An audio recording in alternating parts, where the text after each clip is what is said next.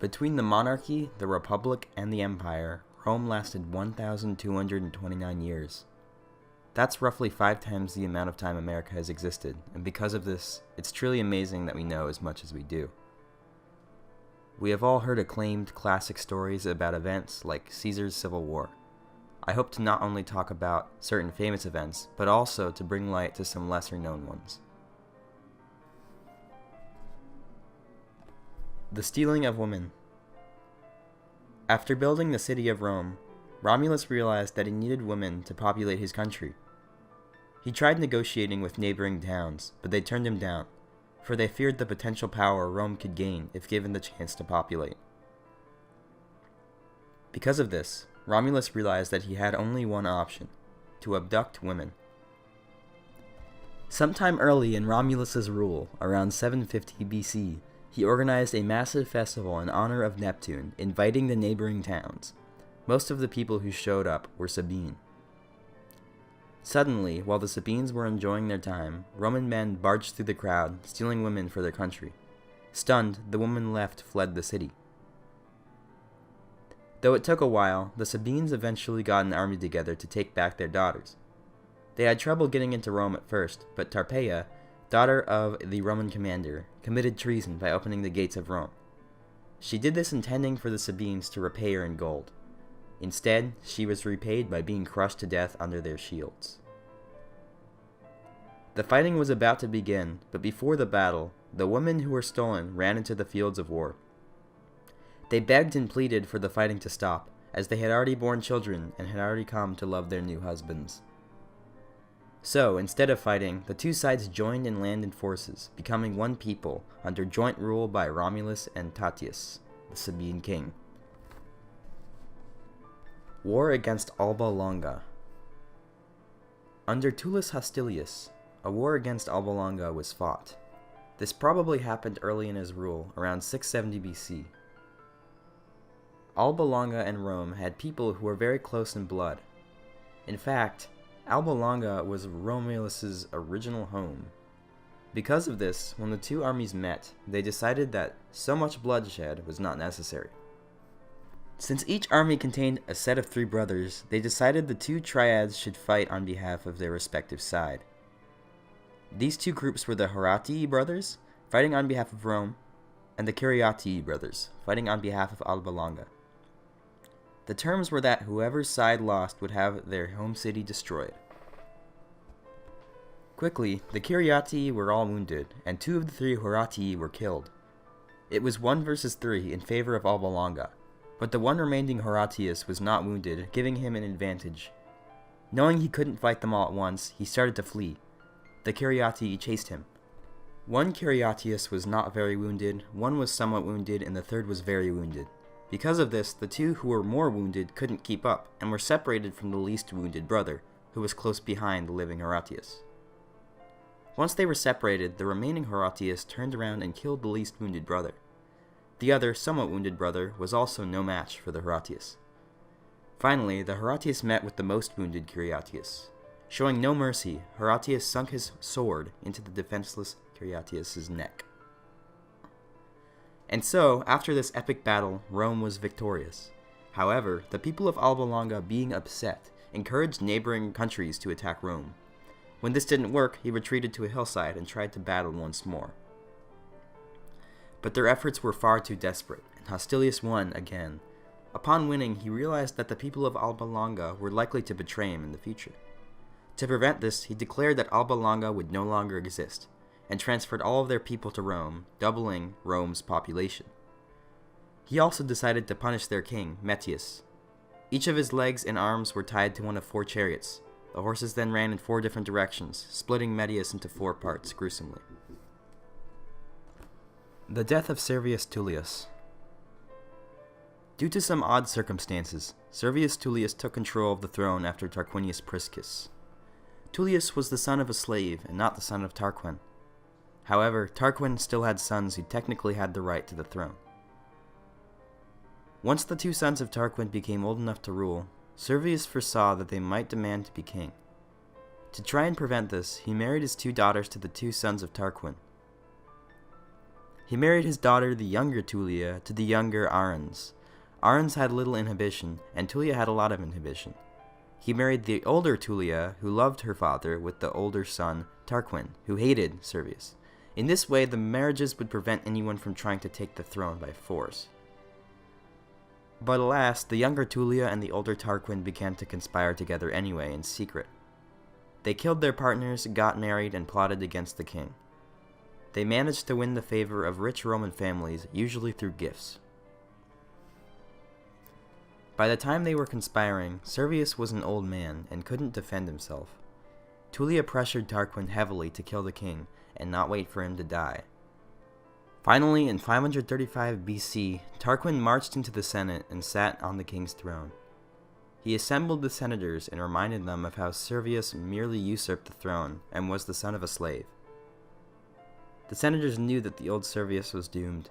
Tarquin picked up Servius and threw him down the steps onto the street. Servius tried to flee but was killed by Tarquin's men.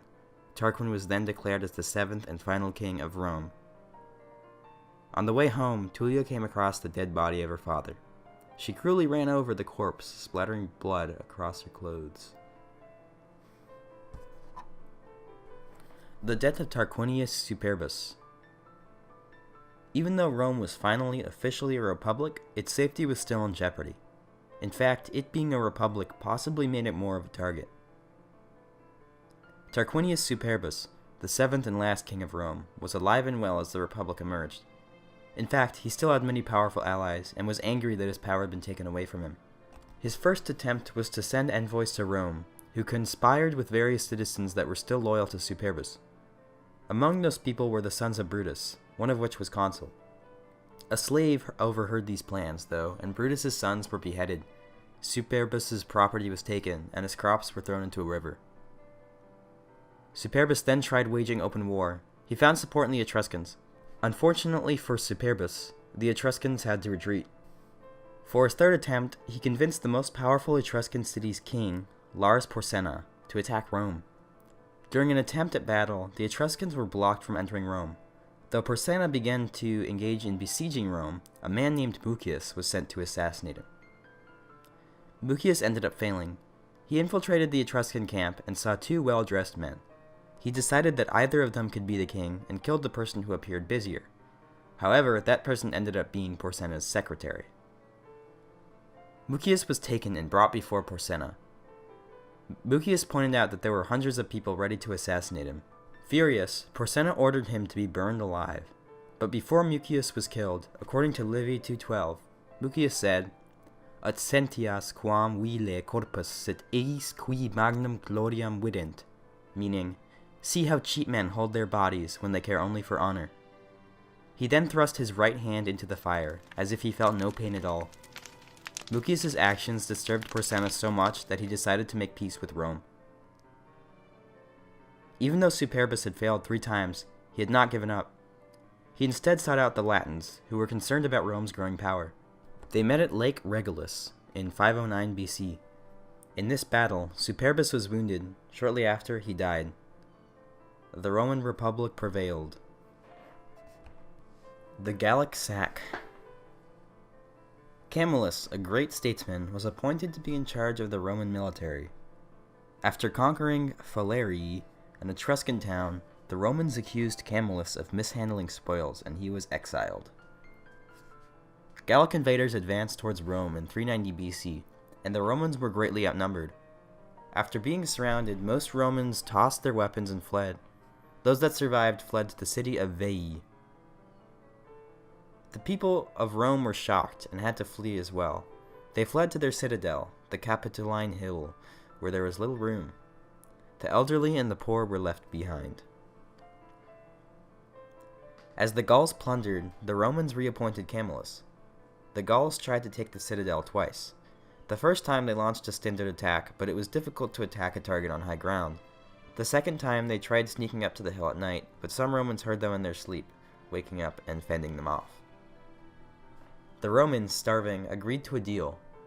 The Gauls demanded 1,000 pounds of gold, but after the Romans brought it, there were disputes over the weight, causing arguments. But as they were arguing, Camillus finally returned to Rome with his army. He took the Gauls by surprise and drove them away. Camillus then convinced the Romans to stay, and they rebuilt the city. The Third Servile War. In the Servile Wars, slaves revolted against their masters and created chaos. Spartacus, a slave, took advantage of this and led an army of slaves. By 72 BC, this army split into two groups. Spartacus commanded the first part, and commanded them to march north to cross the Alps into freedom. Crixus, who commanded the second part, fought underprepared opponents for riches. Not realizing that his early victories were due to the fact that he was fighting underprepared enemies, he got very overconfident. Two different armies were dispatched to deal with the armies, realizing that the slaves were not just an annoyance, but were actually becoming a serious threat. Crixus and his small army were destroyed. Spartacus had little choice but to keep moving north. He and his army managed to defeat all enemies in his path. He then met with Cassius Longinus, the governor of Cisalpine Gaul. Once again, Spartacus was victorious. For some reason, Spartacus then decided to move south. It's possible he was trying to defeat Rome, but it is more likely that he was planning a rendezvous with Cilician pirates. Now the Roman Senate had to deal with Spartacus and his army of 120,000. In the first battle, with Crassus as commander, many Romans fled, scared of Spartacus's army. Crassus used decimation to punish his people. The most important, as well as the final battle of the Third Servile War, was in 71 BC, which took place near Brundisium. Crassus's army won by a landslide, and Spartacus was killed. 6,000 rebellious slaves were crucified along the Appian Way as a reminder to future slaves. The Third Servile War shows that slavery could have been abolished. Spartacus was mainly interested in getting to the north for freedom for himself as well as for anyone that supported him. His skirmishes and battles with Rome were simply because Rome saw the slave army as a threat, and part of why Spartacus lost was because of his lack of experience and overconfidence. Had Spartacus been interested in reforming slavery, he likely could have, and had he, the world could be a completely different place today. Invasion of Britain. Caesar attempted to invade Britain in 55 to 54 BC and set up relations between the Celtic tribes and Rome. However, this relationship didn't really work out in the long run, and a new invasion was planned.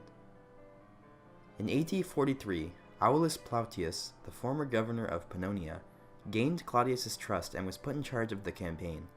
They invaded through the Rover Medway and slowly made their way up north during the next 40 years, when Agricola ultimately took the island for Rome. The Great Revolt. The Romans ruled the province of Judea, yet the Jewish people were incredibly dissatisfied with their rule. At this time, Rome was still pagan, and the people of Judea were Jewish. This created very strong religious tension. Finally, in AD 66, Gessius Florus seized treasure from the Jewish temple treasury. This was it for the Jewish people. They revolted, causing chaos and ethnic purging throughout the land. In AD 67, Vespasian arrived and invaded Palestine, stamping out the resistance. By 68 AD, only Jerusalem and Masada remained opposed. In AD 71, Jerusalem was finally captured and its great temple was destroyed. It took until AD 74 for the conflict to end. Lucius Flavius Silvia ordered the Legion X Fretensis to end the resistance that remained in the stronghold of Masada. Soldiers prepared for fighting, but found that a fight was not necessary. The place was abandoned, with the exception of one woman and her children. She told the Romans that the people had killed themselves, for they would rather die than become slaves to Rome. The Dacian Wars. As Trajan returned to Rome in AD 99, he wanted to prepare an offensive into Dacia. When Decebalus, the new king of Dacia, became king, he focused on expanding the Dacian military. He succeeded to such a degree that Rome saw them as a threat, and Trajan was forced to invade in AD 101. Much of what happened is lost to history, but we do know that Dacian forces were surprisingly troublesome for Rome to deal with. Trajan eventually made peace with his early victories, but upon those peace arrangements being broken, he again engaged in battle. Finally, in AD 105, Decebalus was forced to flee and eventually forced to take his own life. Dacia was annexed and many new Roman colonies were founded. Something very interesting about the Dacian War is how it destroyed their culture. Today there is very little we know about them. For example, the Dacian language has been completely lost to history, and what little we know about it comes from the subtle clues in the Latin and ancient Greek languages. The fact that we know about the Dacian War at all is a stroke of fate, as the Roman historians who wrote about the events did not give much detail. These stories are nothing compared to the vast number of events that occurred during the course of Roman history. However, all of these stories have one thing in common. Somehow, they impacted or had the potential to impact our world today. If you enjoyed this video, I encourage you to look more into Roman history. The events covered in this video bring up a lot of questions, and I recommend researching them to learn things that might have been left out. Thank you for watching.